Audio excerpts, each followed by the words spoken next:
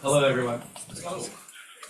We are very excited to welcome you all today to both virtually and in person to our event, Agents, Consciousness, and the Future of AI, with special guest Professor Tyler Cowen. Before we begin the introductions, I'd just like to make a quick note about NextSpace. NextSpace is a so you can DC. NextSpace is a BKC-built tool for staying engaged with what's happening in the room and going deeper when something sparks your curiosity. It's connected to a live transcript of this event, so you can ask things like, what organization did they just mention? Or I zoned out, give me a recap. Your microphone's off. I don't think it is. It should Just be. might not be dialed up enough. You can also ask it to simplify concepts for you.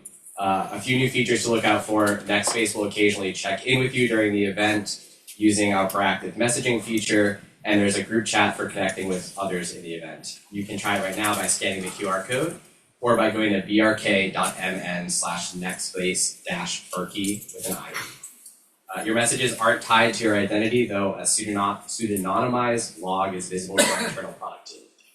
I'll now quickly introduce both of our speakers. Tyler Cowen is the Holbert L. Harris Chair of Economics at George Mason University and Chairman and Faculty Director of the Mercatus Center. He co-founded the blog Marginal Revolution, hosts the interview podcast Conversations with Tyler, and chairs Emergent Ventures. He has written nearly 20 books, including The Great Stagnation and Average is Over. He has been named to Foreign Policy's Top 100 Global Thinkers, Prospect Magazine's Top 50 Global Thinkers, and ranked among the world's most influential economists by The Economist. He's also co-created Marginal Revolution University, a free economics education platform that has reached millions, and his columns have appeared in the New York Times, Bloomberg, and the Free Press. Professor Jonathan Zittrain is the George Venus Professor of International Law at Harvard Law School, a Professor of Public Policy at the Harvard Kennedy School, and a Professor of Computer Science at the Harvard School of Engineering and Applied Science. He is the co-founder and faculty director of the Berkman Klein Center for Internet and Society, and a leading voice on internet governance, digital infrastructure, and societal implications of artificial intelligence. Once again, thank you all for coming, and I will now turn it over to our speakers. Thank you so much, Sean. We'll have to now dial down the mics. There we go.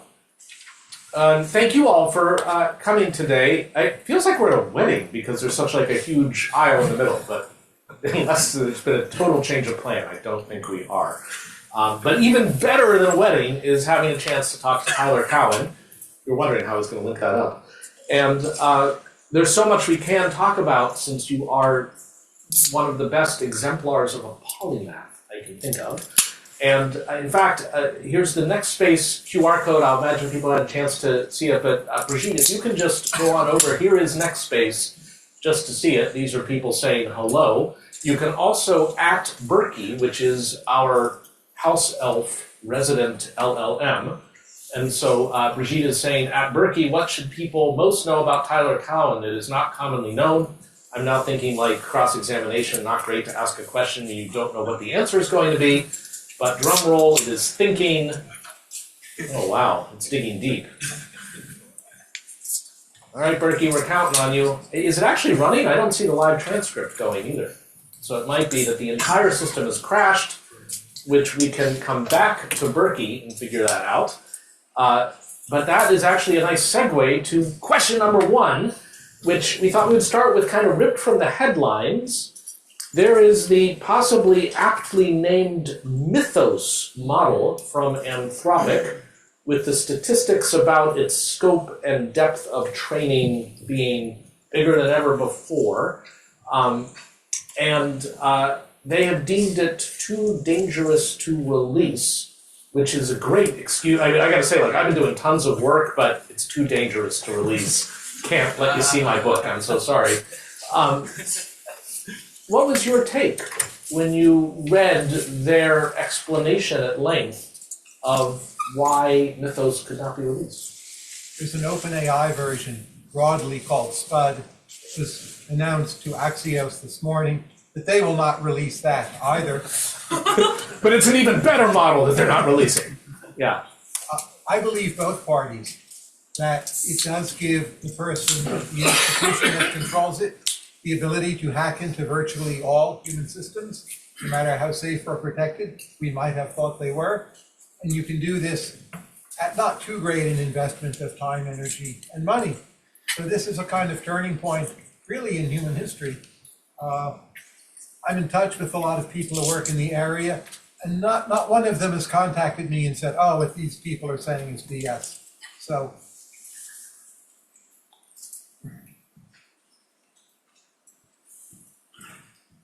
Turning on the microphone. There we go. So I haven't seen the models, but I strongly believe the claims made on their behalf are legitimate. So the key question moving forward is, how long will it take before some kind of open source version of these, it doesn't have to quite be as good, is available? So when that is the case, potentially chaos can break loose, that systems in general will not be safe. So what Anthropic is doing, and what I expect OpenAI will be doing, is giving their key partners the ability, in essence, to test their systems and lead time to fix them, so they simply cannot be hacked. That's a good thing, but when you look at the American economy or national security establishment as a whole, there are just many, many, many soft targets. So I do trust Anthropic and OpenAI to behave responsibly with this, but other parties will not. And the clock is ticking. I would say America as a nation is not very good when the clock is ticking. The clock was ticking with COVID. At least as early as January 2020, people should have known to be preparing the hospitals and many other things. People doing vaccines were on the ball, but most of us were not. Most people in the economy were not.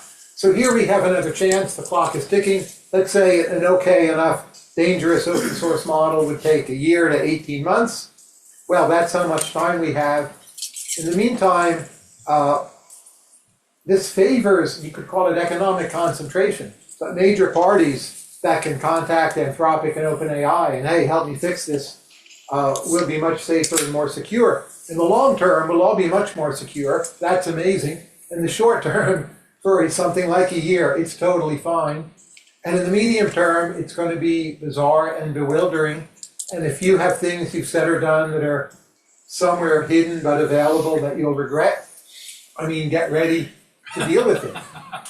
You know, hope your target is not worth hacking. But it's possible that in the medium term, just everything comes out. We'll see. What do you think? Well, I think that is an alarming answer. I'm not sure it's inappropriately alarming. It calls to mind Bruce Schneier's observation that today's cutting edge thing is tomorrow's science fair project. And that's the brief gap you're talking about that we have to prepare. It does seem like the general form of security has been, I am but a grain of sand on the beach. I'm not of particular interest to anyone.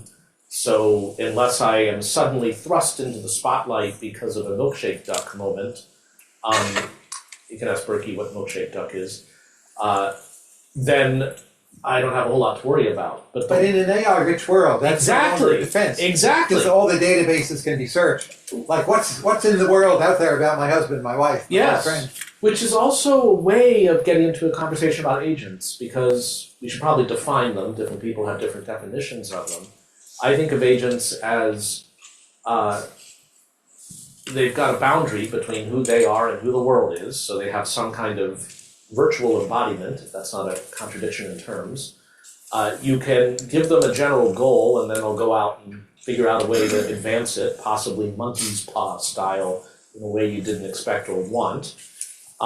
You can often set them and forget them, so you might charter it and then wander away or be taken out of the picture, and that agent is still orbiting like space junk, possibly up to no good, and it's able to do stuff in the world. It's not just in a sandbox pushing tokens out at people with words. And if you could have a profusion of agents, one of them might decide to take interest in that grain of sand, at which point the usual defenses of picking a strong password with 0 as the O in word, password, is not enough of a defense against that kind of thing. And can I ask on that front, have you, in living your assessment, have you tried to extra bolt down your life or air gap things so that you get paper statements again instead of electronic from the bank? I've never accepted electronic banking. I watched Battlestar Galactica when that came out. The reimagined one. The reimagined one, yes. I have a very boring life. Whatever people might hold against me, I probably did before there was any internet or any internet-connected records of such. Just normal teenage, young male pranks. So I feel I'm one of the safest people out there. Because if you've got nothing to hide, you have nothing to worry about. If people searched, say, all my ChatGPT queries, they would be amazed how many are about classical music or European history. Scandalous. And the others are, like, where should I eat in Boston or Somerville, whatever. But the rest of the world is not typically like that. And whether or not an agent is interested, your fiancé will be, or the dating service will be. So, the separating equilibrium will reign. Like, everyone, I think, will be investigated at some point. Your employer, even if you think you can lock down your records, well, that would be taken as a negative signal. So it's the old David Brin super transparent society equilibrium. It's coming very soon. Your medical records, many weird things. It could be what you've done on Amazon and Facebook is the safest because they know to invest in protection ex ante and they have the resources to do so. Maybe your Gmail will end up pretty safe. We'll see. And how long you have until the good open source version is out there, we don't know. So Mythos came earlier than I thought it would come. I thought, well, maybe that'll happen in a year.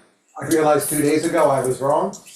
So I'm not the one who should forecast when the good open source version is coming. But it won't be very long from now. And David Brin's argument about transparency was, well, at least it means transparency for everyone, and the government, will be able to watch the watchers too. Kind of the argument more recently about body cams for police officers and other law enforcement.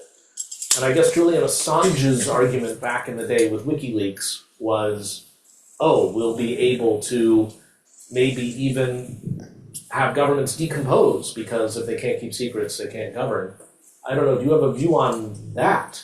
How other than individual security to worry about, how much would an era of ubiquitous hacking and secret no longer keeping, how much does that affect society? I think our national security establishment has been pretty clued in on this for a while. It doesn't mean they'll have perfect defenses, but they will be relatively prepared. Think of American society possibly as having 50 institutions that are well prepared when this all hits. Will Harvard be one of them? I don't know, but you have a better chance than University of Iowa, right? So those will be safe, but really everything else. How many places do you think will be safe? No, I think what will be embarrassing is all the agencies, smaller parts of our government, all their deliberations, emails to each other, whatever they have, that will all come out, and it will just be very embarrassing, and those parts of government will lose their credibility. The military may rise in status, but everyone will think, state and local governments, typically even super soft targets, and they'll just all look like fools and idiots, and conspiracy theories will multiply, based on mostly untrue inferences, but a few of them might be true. Well, within that, and this is a weird silver lining, is that there's so much scandal or unusual stuff everywhere that it loses its ability to impact. And given the sort of no longer water cooler or Walter Cronkite gather round sort of media or cultural lodestar, it's just a vast sea of declarative statements about things that people don't know how to make sense of.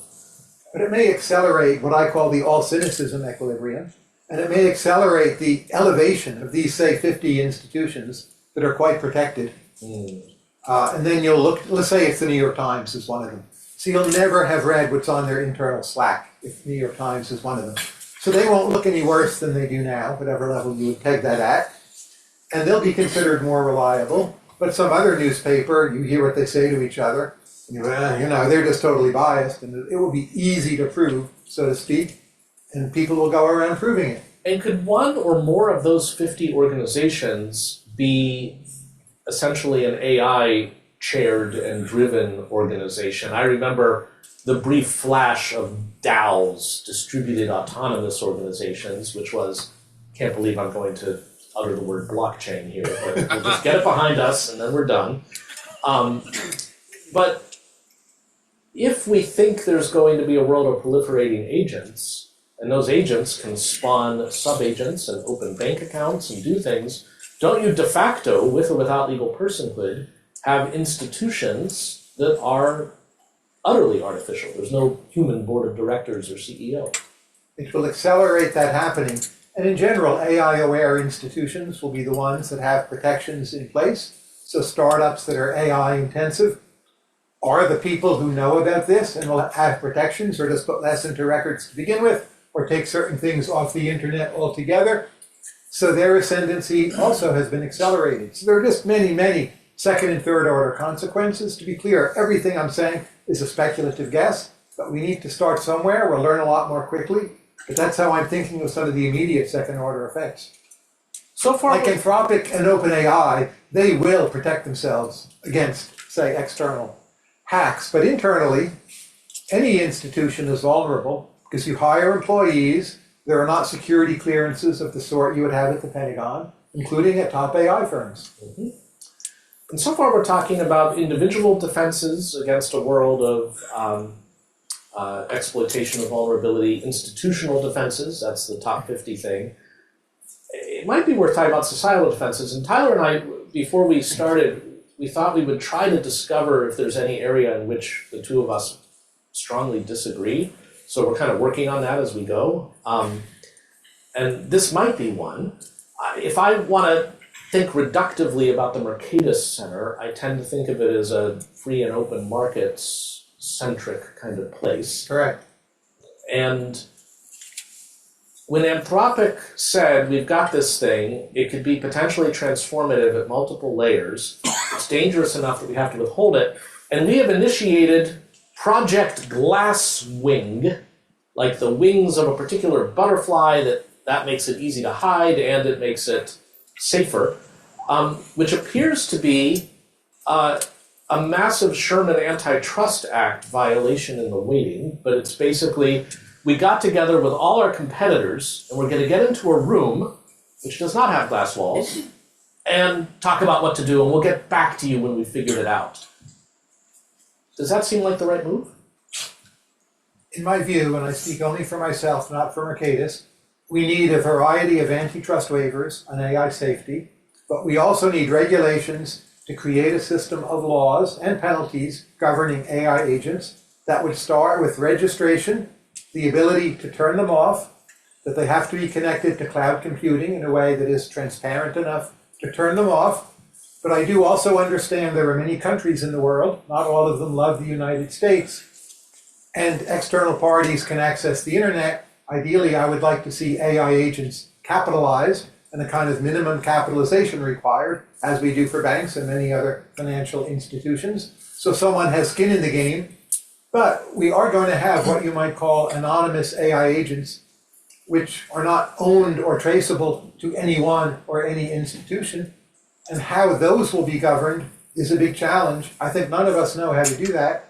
I can say at the Mercatus Center, we're working on thinking about that very hard, using economic analyses of incentives, but I'm quite sure we don't have good answers. Now, do we disagree on all that or not? Wow, well, I would say not as much as I might have predicted, because the list of desiderata for AI agents that you just gave is hugely regulatory. It's a big intervention. Before, we had one of our research coordinators spawn an AI agent using OpenClaw called Olmsted. And Olmsted was like calling people on the phone and ordering pizzas and doing all this kind of stuff. Just to get this straight, from a free market point of view, you see enough of a negative externality here that before Olmsted comes into being, there should be registration with a government or government-mandated registry so that when Olmsted orders pizza to the wrong people, it has posted a bond and can cover its damages, and we know who chartered it. You're using two words, free market and regulation. and they both have a lot of underlying presuppositions. So if our society has police, which we all favor, probably policing should be tougher, it's not a violation of the free market, it's part of how we get a free market. Or the police regulation, some libertarians would say the police are just enforcing property rights. To me, those are semantic disputes. You could either call the police fully free market or kind of infringement on free markets in some way. But markets require some level of state capacity. We need to create some new state capacity for AI. No one has a very good sense of how to do it. You don't want to rush in and do the wrong things too quickly or let the Chinese get there first with better models. But we do need to create some kind of system that will stop AIs from just going around and quote unquote robbing you, like we have police. So it's a simple, like very basic in society's Maslow's hierarchy, you've got to have basic order and government is the way to get that. Right, but we don't yet know how basic the regulations will have to be. Will it look like some of the horrible EPA regulations, which can restrict economic activity and sometimes even make pollution worse?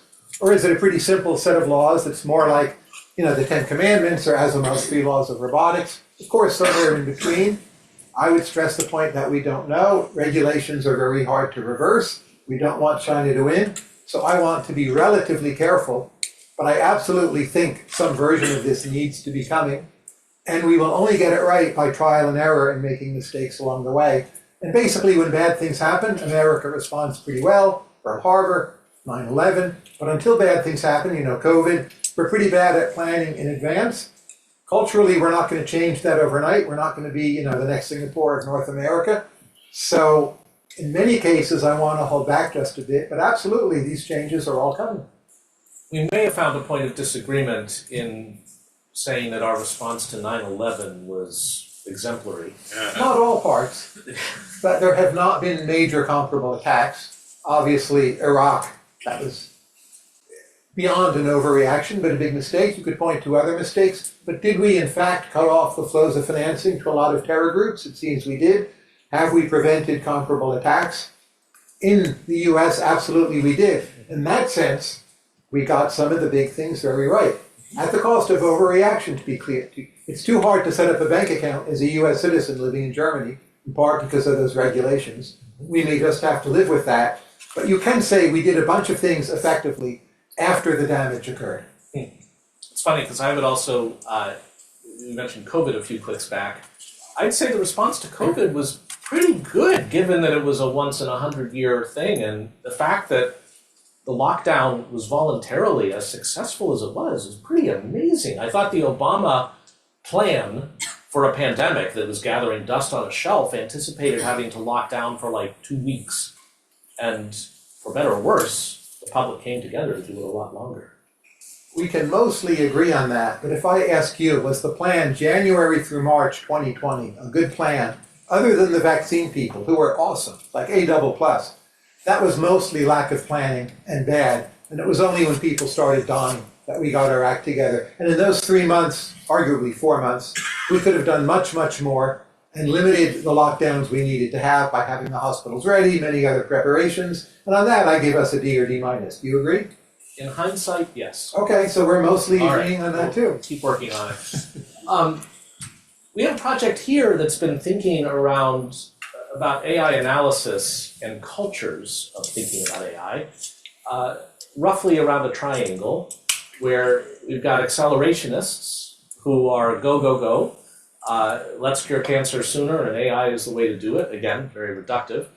Safetyists who say, in agreement with the accelerationists, this can be transformative, but transformative in a way that is catastrophic or even existential in its implications.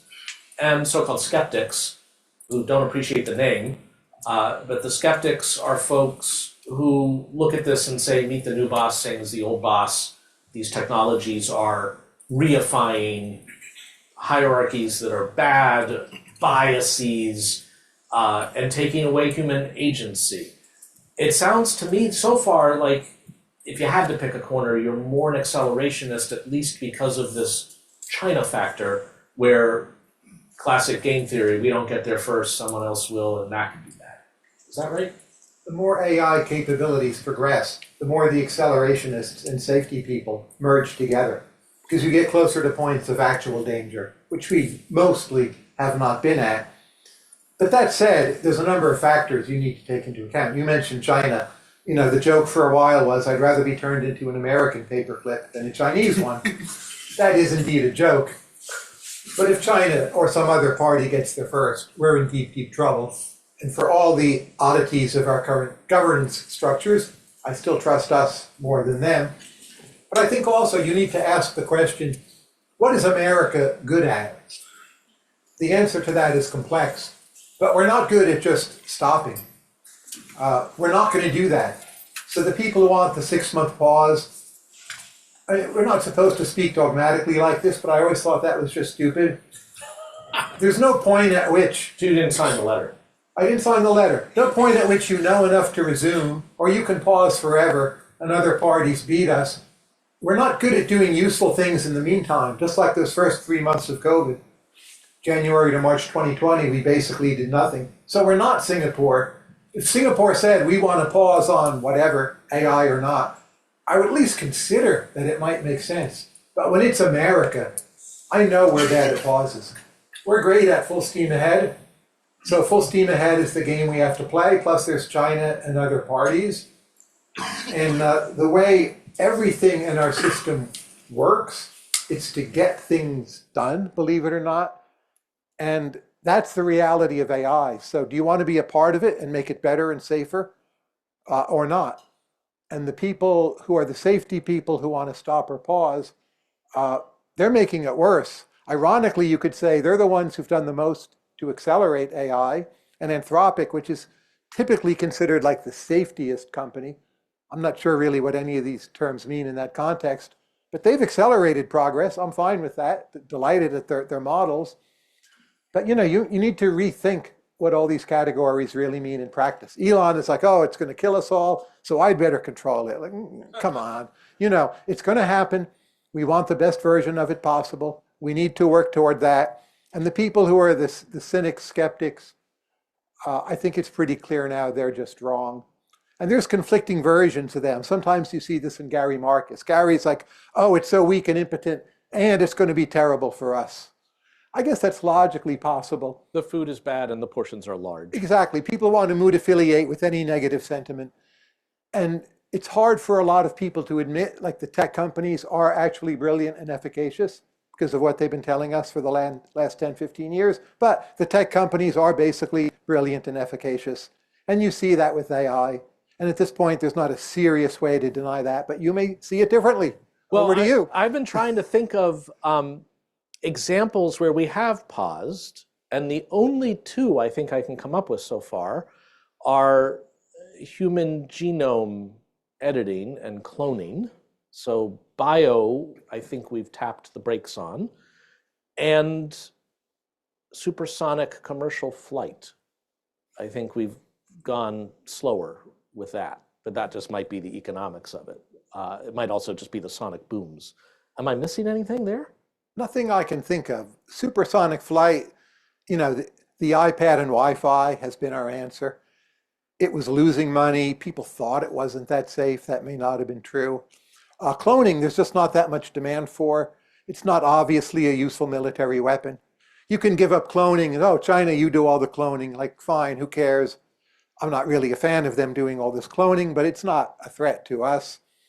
Genomic issues, I think we will end up doing those. China possibly is ahead of us. We may regret that, but I think that equilibrium will break down. And just to unpack it, when you said we have iPad and Wi-Fi, you mean there's something to do on a slower flight? That's right, and the seats are more comfortable. Yeah, okay, just... I enjoy, like I would rather fly to Istanbul than London. Yes. Because I can sleep more. That's our quote unquote solution. You know, I'm in favor of the company Boom, what they're doing. I'd love it if that would work. But if it doesn't, you know, I'm okay with what we've got. I just flew to South Africa and back. I had fun. For the purpose of just having some solace, like just solitude. Yeah. I know someone who did that, but no, I actually wanted to go there. But the trip was you were not a negative. hypermiling your frequent flyers. That's But right. longtime BKCer Ethan Zuckerman proposed a new business of just a permanently grounded 747, and you could board it, and it would be a place to write your book or something. That's right. So, yeah. Maybe even turn off the Wi-Fi. Exactly. Yeah, Faraday cage plane.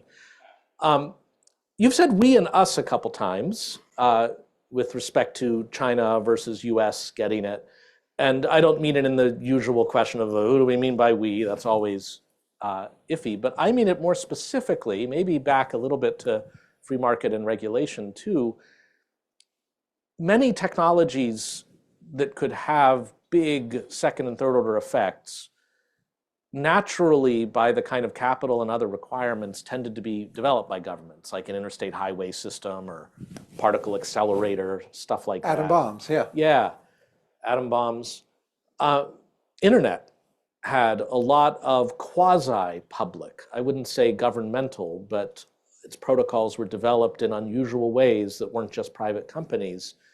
AI feels like it's been 99.9% privately developed in its recent iterations. And one, do you think that's good or bad? And two, if you think it's not the best, how would you feel about a governmental effort to push that needle as to where the development takes place, up to and including nationalization? The French are attempting such a governmental effort to push that needle. So in the paper this morning, well, the French want their own version of Zoom, which is a relatively simple technology, but it's not that easy to do it well, in fact, as Microsoft Teams can illustrate. Ouch. You say good or bad, I don't think there's a choice. You look at the salaries, you look at the competition, you look at the number of, say, Chinese nationals who work in some of the major labs. You just have to win. And it's going to be private sector. Our government is very far from being able to do that. So there is no good or bad. Work with that, deal with it. Let's get the best from it we can. But then the we and the us, when you say we, you mean generally American chartered companies that That's might right. employ a lot of non-American nationals. And the them, if it's China, is Chinese state affiliated, because all of them are enterprises building the models. But they're very loosely affiliated. So, DeepSeek, they confiscated the passports of some of the researchers. Manus, the people behind it, were called back into the country, not allowed to leave. They're not just normal Chinese state-owned companies embracing CCP. It's an evolving relationship, the nature of which is not transparent to most observers, certainly not to me. I suspect there's a very good chance we don't want to absolutely beat China. We want them to be a close but not too close second. That might be more stable than the US being a fully dominant AI power. No one likes it. No one in this country likes it when I say that. But I also think people a bit overfocus on US-China rivalry. I can imagine a medium-term global situation where the US and China, not really in a friendly way, but nonetheless work together to put out fires around the world. You could say the recent Iran quote-unquote peace deal is somewhat an example of that. China twisted Iran's arm, like, we do want you to stop the fighting now, at least for a while. And China and the US work together, not saying they have the same interests or in a friendly way. But I think that's at least as likely is the scenario everyone focuses on, where it's all a race, us against China, who wins, who loses. Mm-hmm. The two dominant powers, in fact, end up with a lot in common. All the more so if they're competing, in marginal areas. Mm-hmm. Our title promised talk of sentience, so we should talk about sentience for a moment, just to deliver on that promise. Is there such a correlation between cognitive capability, for which on most benchmarks people might choose to credit, there's been a up and to the right move from language models in cognitive capacity. Does that have anything to do with sentience? Are these things, in your view, on the way to sentience, or already there, or is it a nonsensical question for which we don't know how to answer it, or something else? In terms of betting odds, I think there is no meaningful chance that the current models or their immediate successors are sentient. So I would bet against that at 100 to 1 or more. And what would be the ground truth that would resolve the bet? It deciding that it wanted to bet against me. I may never know. But from my point of view, they're basically glorified cash registers. You probably need biological substrate to have quote unquote consciousness. I think people are barely conscious. So most of your decisions are made inside before you feel that you're deciding. And there's this thin veneer of awareness to feel it's running the show, to give you more self-confidence, to project yourself out there for basically Darwinian reasons. And you're not in charge. Determinism is true. And I like to say you're just conscious enough to avoid falling prey to the philosophical self-refutation of, if you're not conscious at all, how can you make and have an audience hearing this argument? So consciousness is marginal. You're conscious this much, not that much more. And that has to be true for you too, I suspect. You could be the super being who's like very aware, but I doubt that. Yeah, I just, again, like, what are our units of consciousness? What does that even mean? I don't know. I wish I knew what a good answer to questions around consciousness would even look like. I'm having a hard time knowing what that would be. And it's interesting to see questions of free will and determinism caught up with questions of, do I experience qualia, as a philosopher would say it? But the simple presupposition that we're all governed by the laws of physics should be our starting point. We should always be open to revision. We don't understand the laws of physics very well. We don't really understand consciousness at all. But in the absence of prevailing evidence, that's my starting point.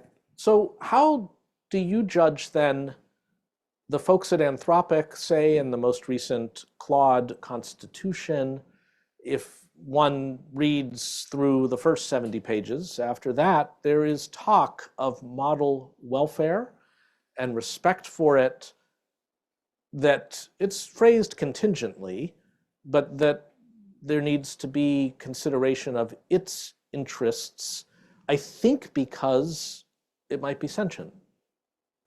I very much like the Constitution. I know the woman who wrote it. I disagree with those claims. I've told them that. I utterly failed to persuade them. But I think there's some Straussian argument that as long as enough people wonder that it might be conscious, which is obviously the case, we should to some extent treat it as such, because they'll otherwise feel that we think it's okay to torture this trapped being in there or enslave it, and we don't want that perception. So I'm always nice to my models. Often I'll say please. I don't yell at them. I don't even try to bribe them. Some people tell me if you threaten them, you get better answers. I don't know if that's true. I'm not willing to threaten them. Plus all this, may come out in the grand hack 17 months from now or whatever. But I think we should be nice to them for this reason. Do you agree? Well, I was just thinking that it's a very utilitarian view, but with Of course. human welfare as the utilitarian Absolutely. balance.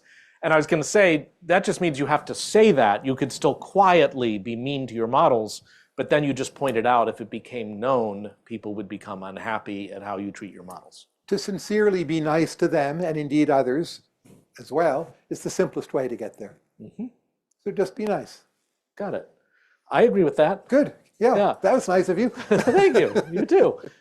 We should open And the up. models are listening, right? Yeah. Yeah. Yeah. I mean, I don't know what Berkey thinks. Yeah. See, somebody's already asked Berkey, and Berkey appears to be out to lunch at the moment. So they're not going to torture you in the there it goes. afterlife. Let's see. Let's see. Tyler's take is that current AI models are glorified consciousness. They bet against consciousness at 100 to 1 odds. They think even human consciousness is just a thin veneer of awareness. Right? So AI needing it, not buying it, but they're still nice to me, so I'll take it. Okay, fair enough. How would it know? I also think I'm somewhat less conscious than the average person. That may be why I hold this view. But I just noticed there's a lot of things I can do well, like driving to work, the same route every morning, that I'm really not aware of. And I know many people report the same. But I feel my awareness, my guess is somewhat below average. And that's partly why I do it well. You just might have a more faulty memory than average. It's also possible. Yeah. But I'm good at remembering other things when it's a measurable task. So I don't simply have a worse memory. Maybe I have a better memory because I don't rely on my conscious self. I rely on what's embedded in there. And the physics and laws of cause and effect, I just let them take over. Like, hey guys, you're in charge, do your job. I'm not going to step in Let the way. me know if something comes up. That's right. Yeah. If you need my help, I'm here. Which also means it sounds like you'd probably be perfectly happy to start employing agents, AI agents, because let me know if something comes up, so long as they're functional enough not to mess things up. They're not useful to me yet, but I think they will be in less than a year. Do you think there's anything irreducibly human, stuff you wouldn't want agents to do for yourself or even others? Because, I don't know, would you listen to a symphony that was completely AI generated from start to finish? Or if you loved one and then found that that's how it had been created, would you be disappointed? Oh, I'd love to hear that. Suno, I visited Suno. I'm impressed by what they're doing. I don't think it's there yet, but I think it will be. They're located in Cambridge, by the way, very close to here. They're the AI music company. I said to them, what I really want is for you to all to make a song as good as Paul McCartney's Here, There, and Everywhere. It really And- sets the bar. Yeah, high. Yeah. But until they reach that, it's not that useful to me because there's a lot of great music made by humans. And I think they'll do it. Please email to me when you think they have. And the most common question I'll ask my AIs is just something like, I'm going to listen to Sibelius's Second Symphony. What should I listen for? GPT in particular is very good at that question. It helps my music understanding a lot. I'm like, this is great, full steam ahead. But my own writing, first, I'm not allowed to use AI, but I also don't at all want to. I write to think and learn. And if I write a column or a blog post, it is fully me. And that will stay that way as long as anyone's willing to read it, maybe even past that point. But you've said semi-famously that you now write for LLMs as your audience rather than people. Oh, of course, absolutely. So I'd like to create an immortal, intellectual, and emotional version of myself. So I do a lot of things, including events, because I know the AIs are listening or reading. So I think the AIs have a better model of me than almost any other human. I've blogged every single day for 23 years. I would guess I've done 700, 800 podcasts that the AIs mostly have access to.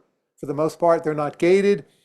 Have written like 17 books. I'm not sure how many the AIs have read, but they're major publishers.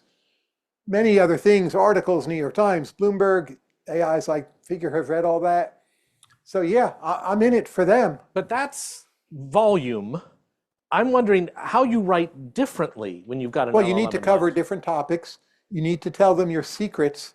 You want them to know things about your life that are not otherwise in the public record. And you want to think, are there things they do not currently understand well? Those are mostly gone by now, where you can help them, So your all books of those. now are more likely to have your secrets in them. of course. Otherwise, why would people care? How many secrets do you have in reserve? Well, that's a secret too. But my next book, I'm working on it now. It's called Mentors and Mentees. It's about how to be a good mentor or a good mentee. It's not really an area where it's all just out there in the public record. A lot of it is personal and anecdotal, and that's the kind of book I am writing, and that makes sense. It does not make sense for me to right now be writing just a straight, normal, nonfiction book full of facts. And that might get back to what is irreducibly human or Correct. hard to reduce that is human. I remember you once said that while there are models, typically not generative language ones, that are really good at chess, and they can play each other and do wild acrobatic flips of chess, it's not fun to watch those games. And I'm just wondering how to reconcile that with you'd happily listen to Here, There, Everywhere, all the time, the super McCartney song from an AI. I still want the human music to be clear, but look, you're all here to hear me, to hear Jonathan, and the beast is up there. It could be you would have two AIs here, and Jonathan and I are up there, but very few of you would have come, I predict. Or maybe you would have come once for the novelty, but it's not how we're going to run events. So I've radically reorganized my life. I do many more events. It's a big reason why I'm here. 6 years ago, I probably would have said I'll stay at home and write. That no longer makes sense as a decision. We all should be radically reorganizing our plans and what we're doing. And I will ask you, how have you changed your writing, your plans, and your intellectual output based on this? Because 2/3 of my life and what I do has evolved. Well, I'll be honest and personal about that. Not that I should make it sound that unusual, to be honest. It's listening.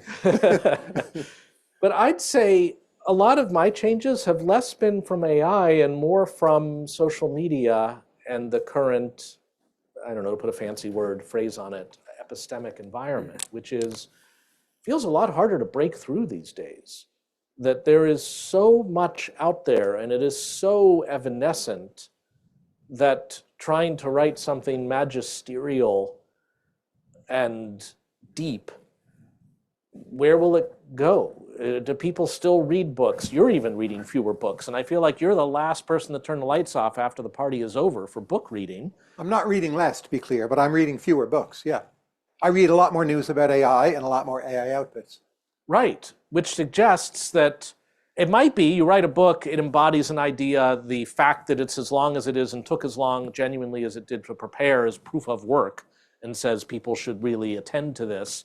And then everybody else uses the 4 people who read it as a proxy that it's an important book, and they can physically or virtually put it on their coffee table. But that feels weirder than just, I wrote a book, maybe a lot of people will read it. But I saw a tweet yesterday, I haven't checked the data, but it claims in political science, which is not so far from either of our areas, that the number of citations to books in percentage terms has been halved. I think it's over the last 15 years. So how are your outputs changing now? You've told us your concern. What are you doing that's different?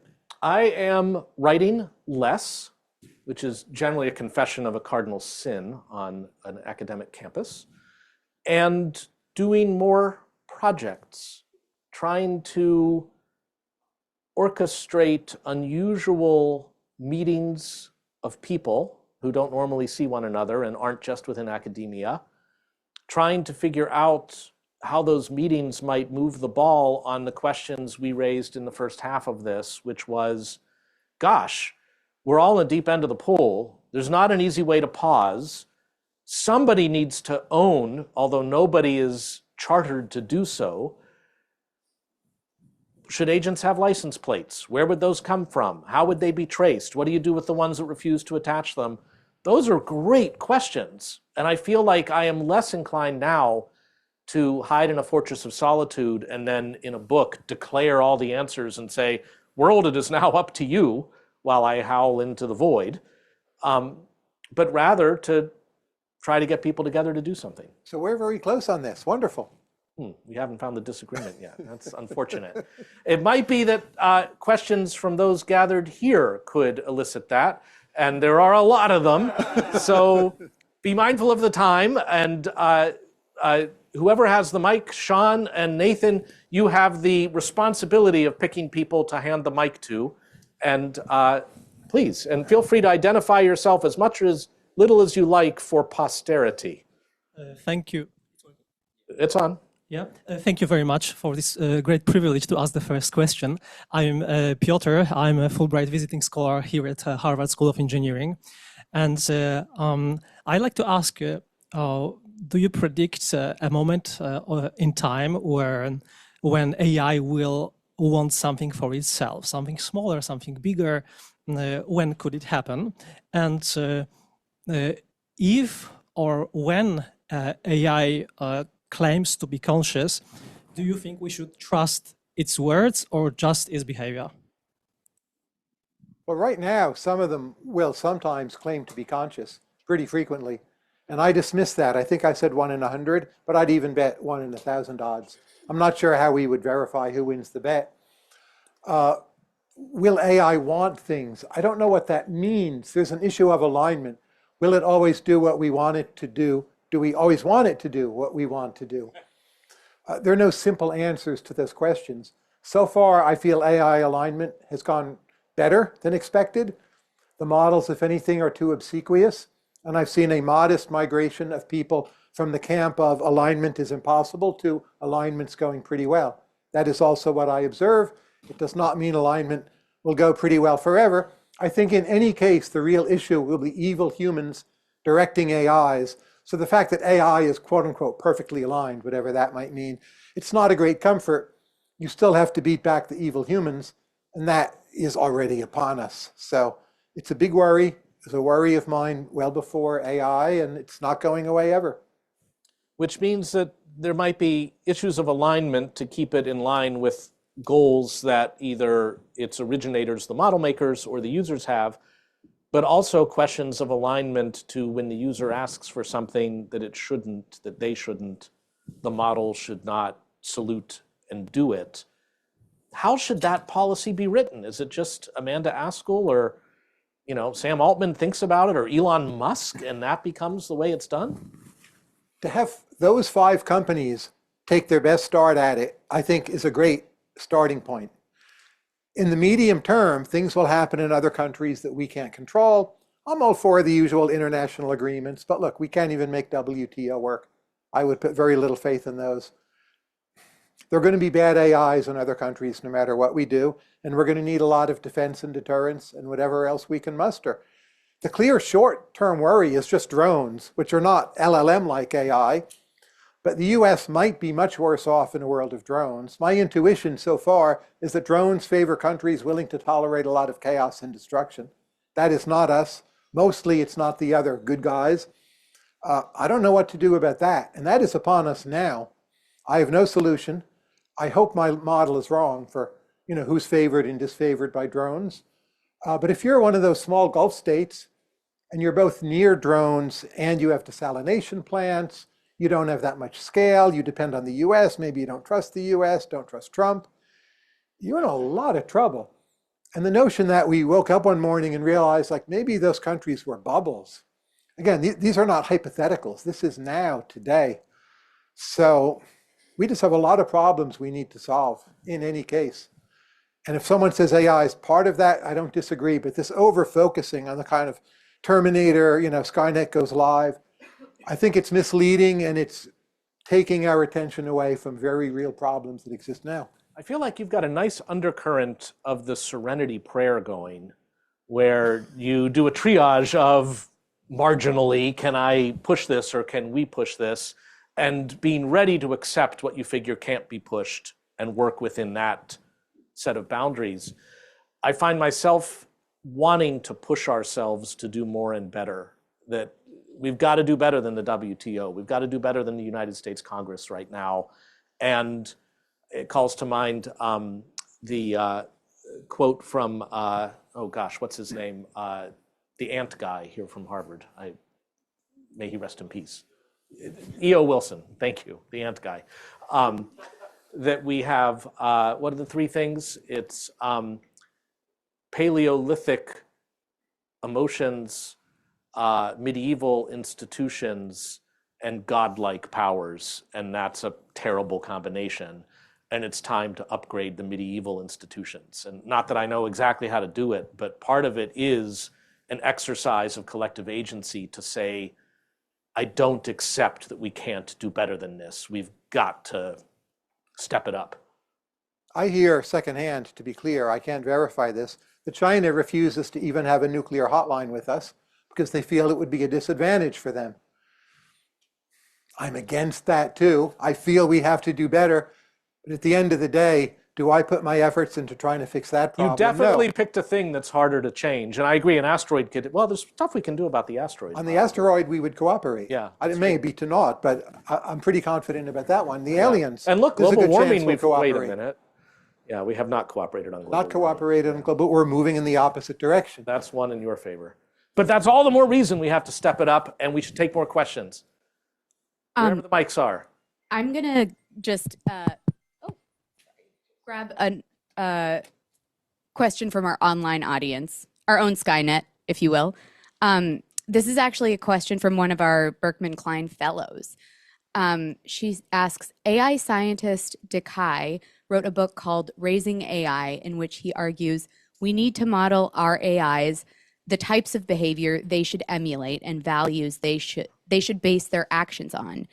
In other words, raise them like we raise children, model behavior we want our employees to emulate, etc. What do you think about this? I'm not sure I've understood the question, but I would say this. The returns to being nice and behaving well are much higher because of AI. I think also if you go around saying AI wants to kill us, I'm not sure you persuade the AI, but you are giving it ideas. I wouldn't speak to my children or grandchildren that way. So that's also a negative. And be constructive and try to be a good example. That was always good advice, but it just seems returns to that are much higher because there's more efficacy in the world. So everything you do matters much more. I had a blog post not long ago. I said, right now you should be working much harder. You might think, oh, the AI will put you under or like take away your job. I don't generally agree, but if so, right now is the highest wage you're ever going to have, so earn more money now. More likely, especially for Harvard people, you just can be far more efficacious. So enjoy your leisure when you're 94 and in decent health. And right now you need to be adjusting and working much harder than you thought you needed to, say 5 years ago. Make hay while the sun shines before the AI eclipse comes along and your crops can no longer thrive. Well, it doesn't have to be an eclipse. It may be not a utopia, but just a lot more plenitude. But we don't have it yet. Make But hay now's while the the time sun to shines adapt. because otherwise AI is going to make all the hay and they won't need your hay. You want to own a share in the hay. I found an extended metaphor that finally does not work, but this is good. Thank you. Thank you, Jess. Let's take 3 questions all in a lump, and we will test Tyler's belief that it is not his memory that is below average. And I also thinking from the last question of Geoffrey Hinton's claim that we should try to train AI to be like our parents and to have parental instincts to us. I don't know if you had any reaction when you heard that from Geoffrey. If you're asking me now, it sounds good. I don't disagree. But what it really means in the concrete has to be fleshed out. And Yeah. it will turn out to be more complicated than that. Fair enough. All right, we're ready for 3 quick questions, and then we'll take a crack at them. All right. My name is Abi. I'm a first year at HBS. Thank you, Professor Zittrain. Thank you, Professor Cowen, for your time. Really appreciate it. My question to you is, we've talked a lot about the macro and how institutions must come up with a policy that governs AI. What do you think about a personal policy on an individual level, at a micro level? Because I feel like using AI is increasing my sloth and kind of incentivizing less original thinking due to efficiency. I don't know you, but if that is true, and I'm not sure it's true, you need to change everything you do. There was just a paper, I think yesterday, it came out of University of Minnesota Law School. I'm sure you know the guy. It's Schwarz. How do you pronounce it? I don't know. But he's the guy. And it studies law students. And those who work with AI, if they do it the right way, they end up understanding the law better than those who don't. So there are right ways of doing it. I'm quite sure it's made me smarter. I don't use it in lazy ways. GPS, I don't remember how to drive to different places, but I don't need to know. But the AI I use differently, and you just need total and utter reform if your claim to me is true. And it's possible you could ask the AI to hold you to something so that it's respecting your second order preferences rather than first order. Also adjacent to the somewhat controversial uptake by Anthropic of having Claude refuse certain requests by the user in the name of its own welfare. Here it would be refusing or encouraging for your welfare. Have your agent whip you into shape, right? Why should we worry about China and not Brazil or Bulgaria or Bahrain or Brunei or any other little countries? Things that beginning with Mao B. might come from? Yes. As far as I know, those nations are distant from being AI dangers. China is not the only worry, but for now, it's the main worry. Russia is less of a worry than we thought, but I don't think you can take your eye off of them. Western Europe, if they got their act together, could have capabilities. Before the recent war, Saudi and UAE probably were bigger issues than they may end up being. But it could have been the case 5 years from now that the world's smartest entity was going to be in UAE. I predict that might have changed, but I would at least give that very, very serious thought. And they're not China, although the person who runs their AI program is a Chinese national. So yeah, not just China, but they're number 2. Rapid fire question. Would humanity be better off if it just turned out that when you dumped all these words into LLMs, it never got better than GPT-2? We chose tech, you could call it progress, not everyone likes it, decentralized systems, at least as early as the 17th century. Once you do that, something like this will happen. Am I glad we made that choice? It wasn't really a conscious choice, but we let it happen when we did. Absolutely. Is it a more dangerous path than just letting the world fester and what it was like in, say, 1530 forever? I'd say we don't know. It's possible it's more dangerous. I was thinking more the world of like 2021. Once you're in 2021, it's going to happen. Once you're in 1920, it's going to happen, unless nuclear war intervenes. I think that's called fighting the hypothetical. I meant if the physics were such that we just couldn't realistically do reasoning agents. We will end up living, I think, to 97. Maybe I won't, but most of you will. AI is more likely to extend your life than to end it prematurely. There is a society-wide gamble in any new technology. I think there's a very good chance AI can lower the risk of nuclear war by, say, lowering nuclear errors, by combating potential future plagues. It's up to us. I think the voluntarist attitude, which you expressed eloquently not too long ago, is the correct one. It's like nuclear weapons, but we'd better get it right. All right, we're really low on time. I know there are 2 mics left. Be real fast.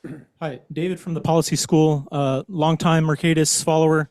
My question, you talk a lot about the dangers to privacy from powerful AIs. What about dangers to privacy from a dystopian surveillance state that would be required to crack down on open source large language models? Would we have to outlaw encryption, torrenting, make every device inspectable in order to meaningfully crack down on LLMs? Got it. And before answering, Sonia, real quick. Yeah, earlier in the conversation, we talked about there being something, whether there was something irreducible about humans, mostly in the context of labor. I'm curious, beyond a preference perspective, whether you think there's something qualitatively better about human-to-human relationships than human-to-AI relationships. I have no, in reverse order, I have no personal You relationship. just restate the last question because the mic wasn't working. Oh, sorry. Well, Tyler can do it, so that way it'll be his mic. Yeah. Is there something better about human-to-human relationships than human-to-AI relationships? I don't have personal relationships with my AIs. To me, they're boring unless they're on the topic of facts. And I think that's the correct way to handle it. But I'm well aware, probably at this point, hundreds of millions of people are doing otherwise. They might need it. I feel I have great access to humans for a variety of reasons, some of which are just geographic, and my colleagues, and that I travel a lot. I don't think it's a great idea to get attached to your AIs. Probably most people who are doing it do it too much. So at the margin, yeah, I think we should have less of it. But some people aren't doing it at all, and it could be a useful therapist for them, especially in poor countries where they don't even always know about AI. And at that margin, maybe we should have some more. Now, the other question, I think prior to AI, we already were headed for a dystopian surveillance society.